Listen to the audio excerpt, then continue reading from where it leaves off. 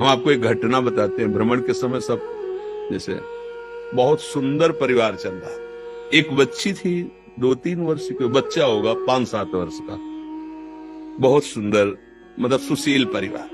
अब विष आ रहा है उनके घर में, पहले का बॉयफ्रेंड पत्नी का, अभी तक तो प्रवेश, अब आया, दोनों में ले, क्योंकि पूर्व प्रेम था। तो कहा पति ड्यूटी में गए हो, आते होंगे। बोले आप कह देना हमारे कजन है, हम भी कह देंगे कि हाँ हमारी आवश्यकता है इस शहर में, तो कहो तो हम किराए में रह ले, आपको किराया दे देंगे, या कुछ दिनों के लिए आप। ऐसा ही नाटक किया। वो सीधा आदमी, जब पत्नी कह रही कि हमारे परिवार के हैं, हमारे भाई लगते हैं, बच्चे उनको मामा कह रहे हैं, वो झुक के पैर छू रहा कि आप हमारे बानोई हो। लगता है यार कि क्या है, अगर महीना 15 दिन के बाद से आप रह लीजिए, किसी कार्य का वो बहाना बना के। वो अर्थ ऐसा कमाता था, एक नौकर रखता था भोजन बनाने के लिए, पत्नी को असुविधा न हो इसलिए भोजन सब। पत्नी ने हल्का जहर, उससे कहा तुम किसी काम में उसको लगा दो, हल्का जहर भोजन में डाला, तो बच्चे बेहोश हो गए और वो बनाने वाला बूढ़ा बेहोश हो गया। और वो ड्यूटी जाता था, दोनों बच्चों को उठाया और थोड़ा ऊंचा एक पर्वत जैसा था, उससे जाके पटक दिया, दोनों बच्चे मर गए। इसके बाद लौट के आई, रिपोर्ट लिखाई कि मेरे बच्चे को ये जो मेरा काम करने वाला आदमी है ये गायब कर दिया। अब उसको जब चेतना दिलाई गई तो उसका कहा बच्चे कहाँ हैं, बहुत पिटाई। अब तो उसने कहा साहब मुझे ये पता नहीं कि बच्चे कहाँ गए, पर ये पता है कि आज मुझे भोजन बनाने की सेवा जो थी वो नहीं दी गई और भोजन पवाया गया। इसके बाद मुझे कुछ पता। तब उनके दिमाग में ये बात दौड़ी कि कुछ तो गड़बड़ है। तो उन्होंने कहा कि हम तुम्हें तब तक नहीं छोड़ेंगे, नौकर से कहा, जब तक हमें पक्का तुम्हारी सफाई की बात नहीं।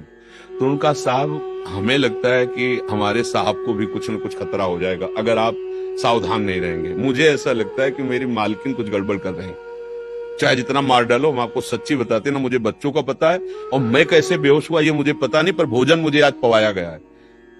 तो वहां लगा, तो बोले तुम चलो, हम तो हमारी दृष्टि में रहोगे, हम पीछे पीछे सादी वर्दी में चलेंगे, तुम घर जाओ और फिर हमें बताओ क्या है। तो वहां जाके देखा कि कुर्सी में साहब बंधे थे जो पति थे। बस थोड़ी अगर विलंब हो जाती तो उनका भी गला घोट के मार दिया जाता। वो केवल इस बात से रो रहा था कि हमने तुम्हारे साथ क्या गलती की, तुम्हें बराबर प्यार दिया, सब सेवाएं दी, और आप हमारे साथ बचपन से गलत संस्कार है, अपनी ममता का गला घोट दिया एक वासना की पूर्ति के लिए।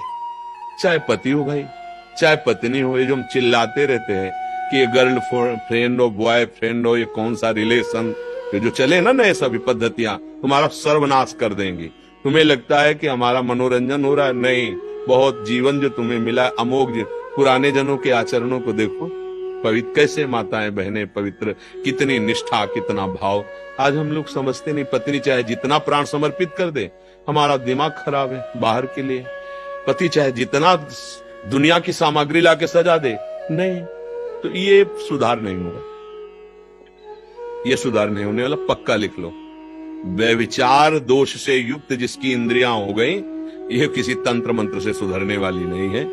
अगर आप चाहो तो सुधर सकते हो।